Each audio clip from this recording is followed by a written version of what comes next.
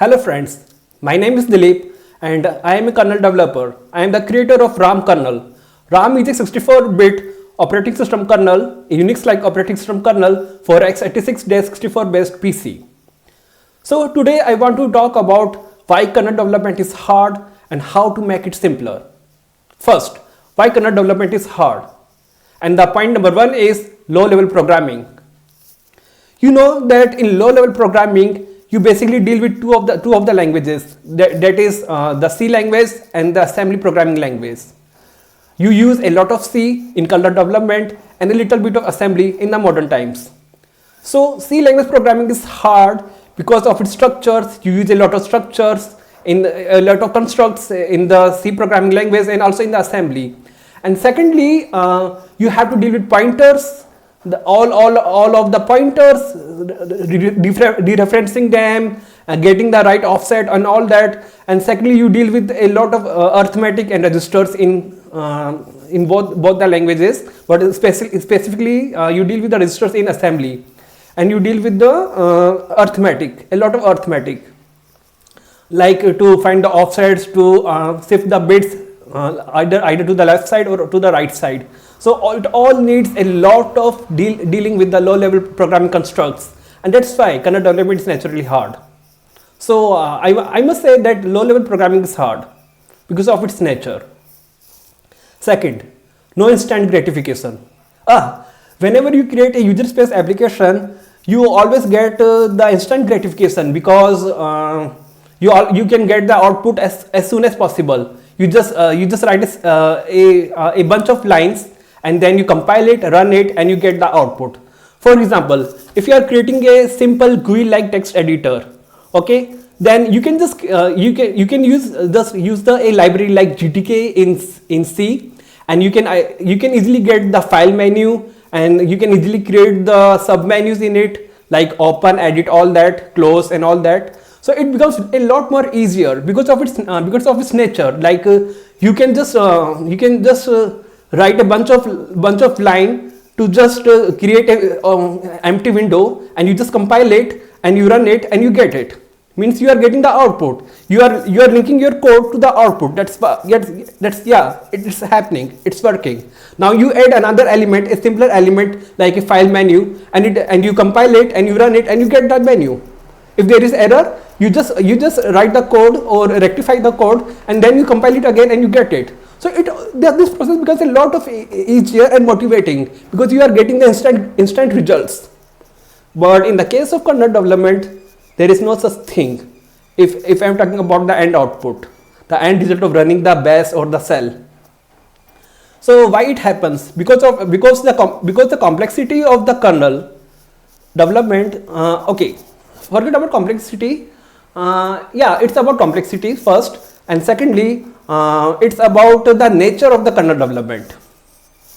So you get no instant gratification. You only have to write the test programs, and that's it. You can only check the results from the test programs that my implementation of paging is correct. My implementation of basic process creation is correct based on the result from the test programs that you get. That's it. You cannot run the cell at the initial. You cannot get the basic prompt at the first. That's why it becomes very hard. So it requires a lot of patience and hard work.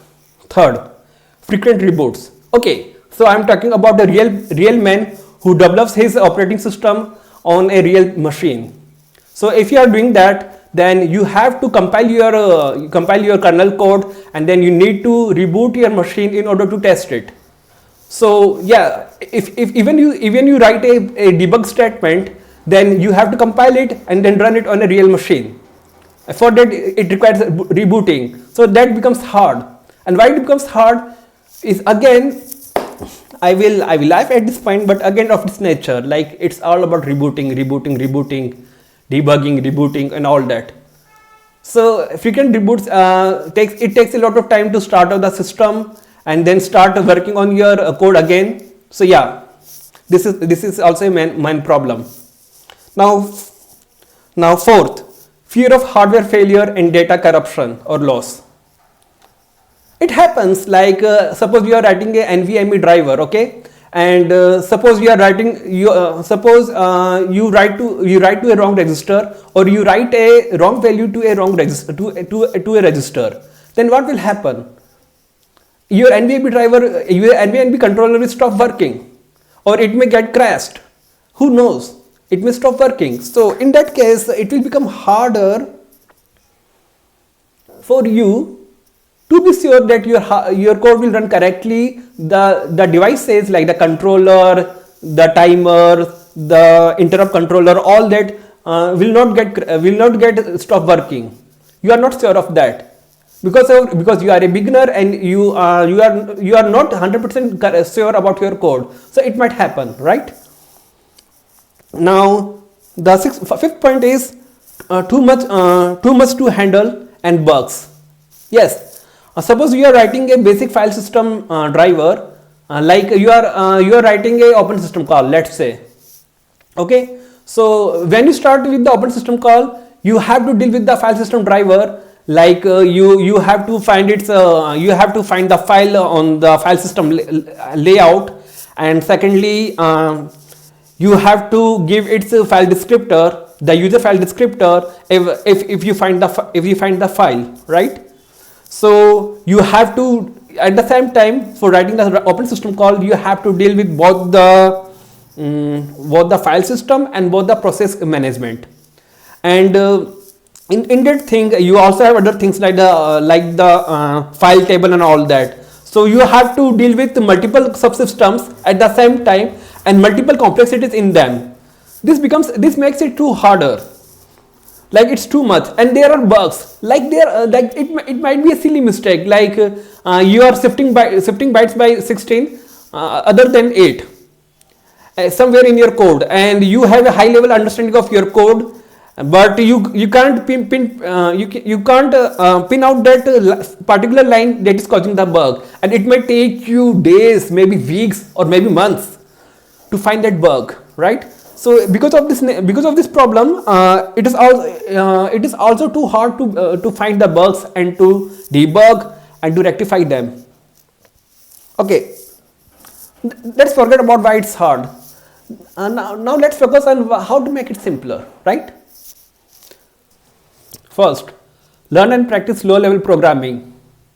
So before diving into OS dev, I would advise you to begin with C and assembly languages. For that, you should refer to a book, mostly a book for the C language programming, and you can just refer to the tutorials for the assembly. So what you should do is that you should read like what I did in my case, that I spent a few years in learning C language programming, and for that I refer a book. You can Google for the best books on C language programming, and I read it from line to line. Then what I did next is that whenever there was a small toy program, not a toy program, just a program that was reinforcing my concept, I used to code it by my own on my PC, and then I used to compile it and run it, and then I used to experiment with those programs. Like I used to experiment with the concepts. Like what if I change the variables name, variables values? Then what if I change the instead of using variables, what if I use the pointers and all that? And then what if I use an abstraction like a structure?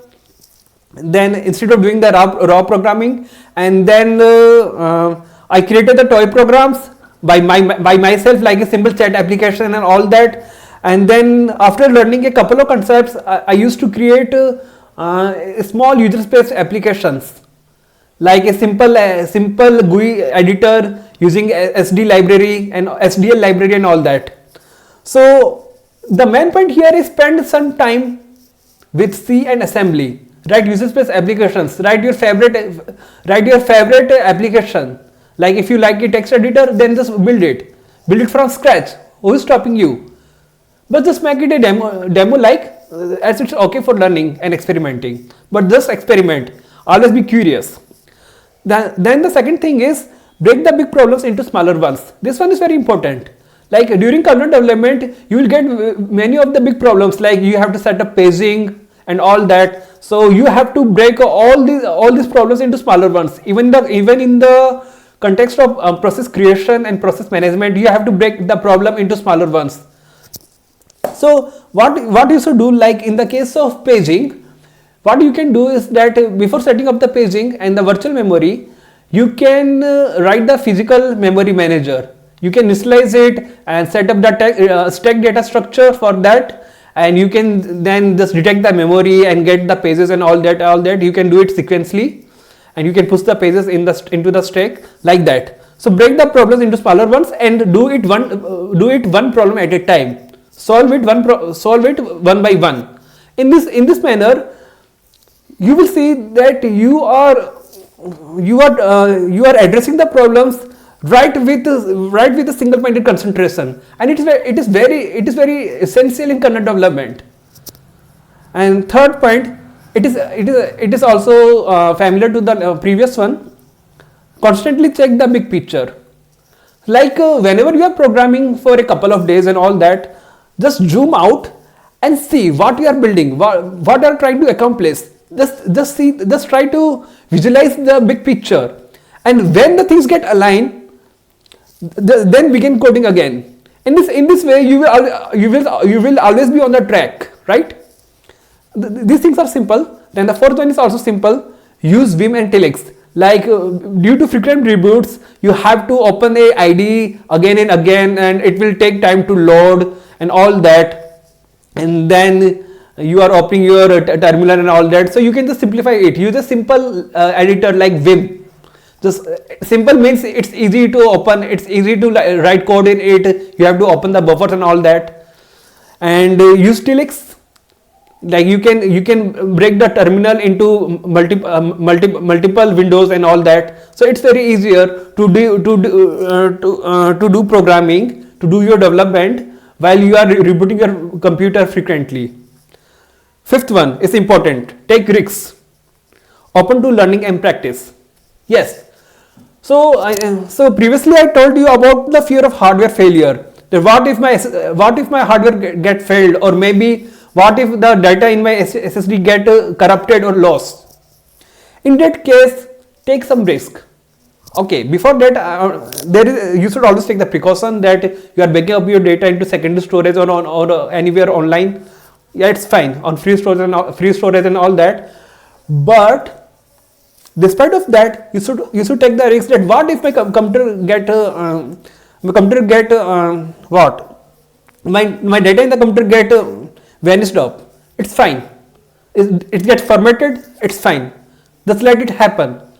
Even it will teach you many of the different skills, like how to install the operating system in your computer again, how to install a different operating system if you like, and if there is a SSD failure, God knows what would happen. Then you can go to the shop and just give your SSD for repairing. So yeah, it shouldn't. I agree with you that it shouldn't cost you money.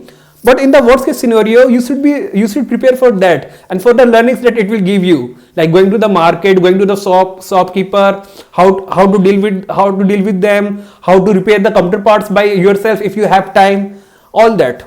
So take risks. Be open to learning and practice. Like if you have to install your operating system again, be open to learning that. Be open to learning and reinforce your learning, that how to set up all the things again, how to set up your VMRC again, and all that. And maybe you have to read you may lose some of your comments in some of your documents, so you can just revise them again. So it will help you at the end, and it will definitely reinforce your learning. Okay. And the sixth one is important. Solve the fundamental problems in kernel development. Yes, the fundamental problems. It will always, you should always be curious that why such thing happens in kernel development, and what and why and how. Definitely how. Like what is paging, what is process creation, what is memory management, what is file system abstraction, what is how they are implemented, and why they are implemented, why do we need them in a Unix-like kernel, what is the process. So you should try to address these fundamental questions by implementing them, and and try to simplify the things at each and every point of your development. This will help you in keeping things simple and making the kernel development a fun and interesting challenge in the long run. I hope I was clear with my points, and I think that, yeah, just go with it.